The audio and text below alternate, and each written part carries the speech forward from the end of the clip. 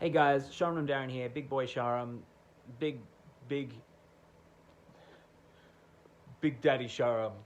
We're going to be talking about internal momentum. Now, this is something I've referenced in past, in past videos. So that's something I thought I would mention. But today we're going to be talking about internal momentum as a great act of self-love, a great act of self-knowing, and from a perspective of healing, to create a lot of internal momentum in your life so you can create external momentum. Now, first of all, what would we describe internal momentum as? Internal momentum I would describe as our thoughts and feelings that are stepping towards creating the thing we want to create. Internal momentum is more often than not the first thing that actually happens.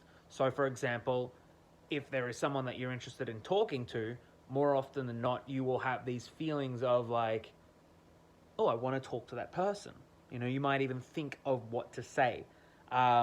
These internal thoughts that we have are the things that then create external momentum. It's the desire that puts our actions in motion, if that makes sense. So it's living that moment. I used to describe it moment to moment to moment to moment to moment. But truth be told, internal momentum is, I would describe, a preliminary step towards taking an action. It's the first step. Now, what people do is they put, to quote, what is it, Abraham Hicks, I think, or someone, they put the cart before the horse.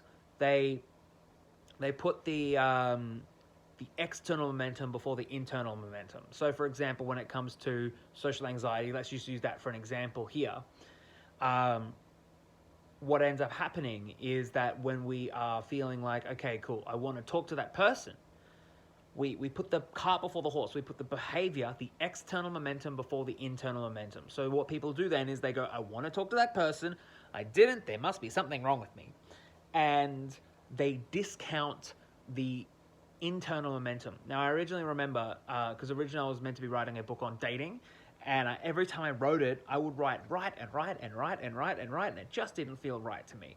But I would often rewrite the same thing when it came to social anxiety. It's like, the solution to being socially anxious is to fucking let yourself be anxious, but truth be told, to recognize, once you surrender to that anxiety, you then realize that you yourself as a person are, in fact, always, like, it's that space that you have before you take action that you are actually thinking of what to say, even if it's not conscious. It's like, ooh, what are they wearing? What's this? What might I like to talk about? But because what people do is they put the cart before the horse, they put the external momentum before the internal momentum, they're often discounting that initial thoughts. Like the fact that you desire to talk to someone, let that be enough. It's like, but I didn't do it, I didn't get the result. It's like, so fucking what? So there's a lot of things I want to like share here, but this concept, when fully understood, can really help take a lot of pressure off things. Like, for example, one of my mentors, he used to always say to me, like, when it came to money, like, noticing abundance where it already is. And it fucking drove me insane because every time I did that, every time I was like, look, I didn't have to build this house, I didn't have to do this thing. It's like somehow money would fucking come to me. And I hated it, but it was always good advice.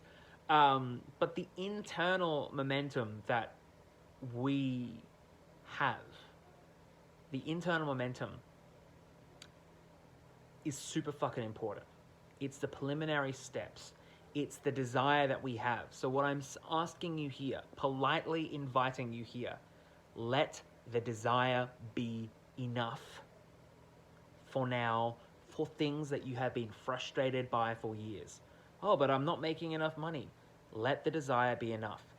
For my own journey with surrender, I have become very aware that my desire for things is in fact the first step to getting the thing.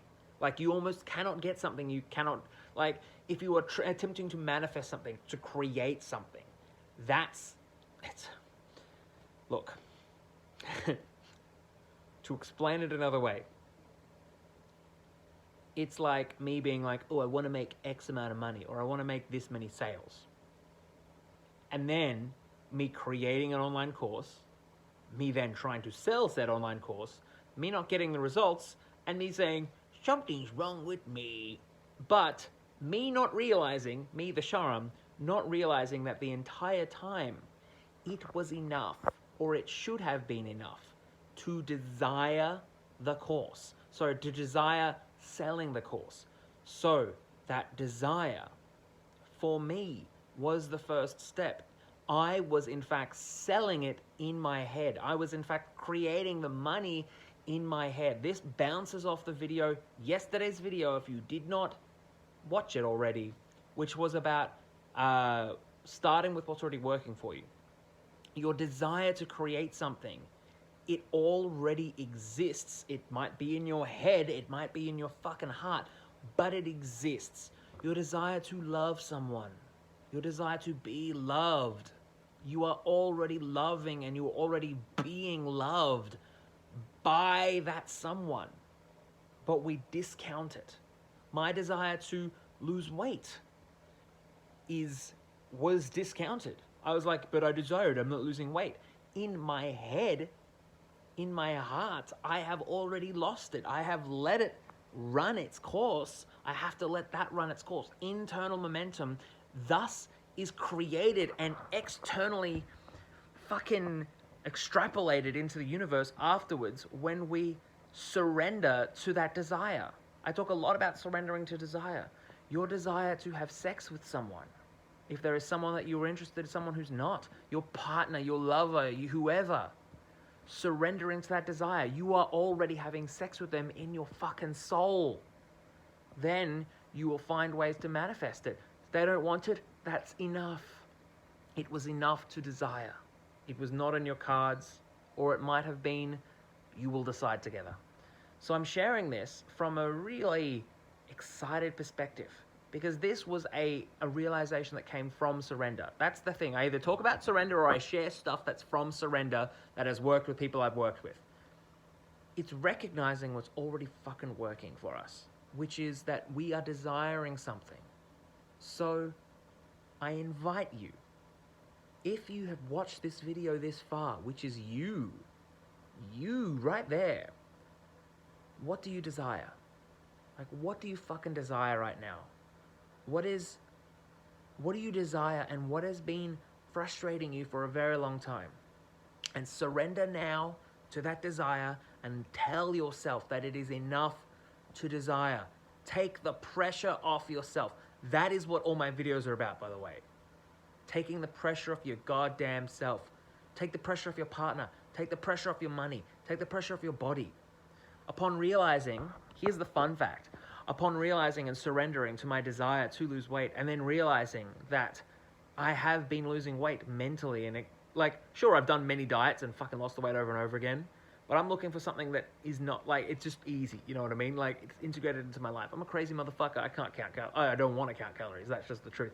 But realizing that my desire to lose weight, I'm realizing, there's another rule that I said before. Sometimes it's not X. Sometimes it's the fact that you haven't done X enough. Sometimes it's not the fact that I eat too much. It's that I haven't eaten enough. I realize through my desire and my surrender to my desire that maybe I just have to eat more. And that my desire to eat more will actually lead me to healthier foods and water and more drinking more and staying hydrated. Because me as a person, if I want to eat more, I've got to fucking eat healthier, because otherwise it'll be way too much. Anyway, that was this video. Let me know something you've been struggling with for a while. Comment a question, and thank yourself for being amazing. All right, bye.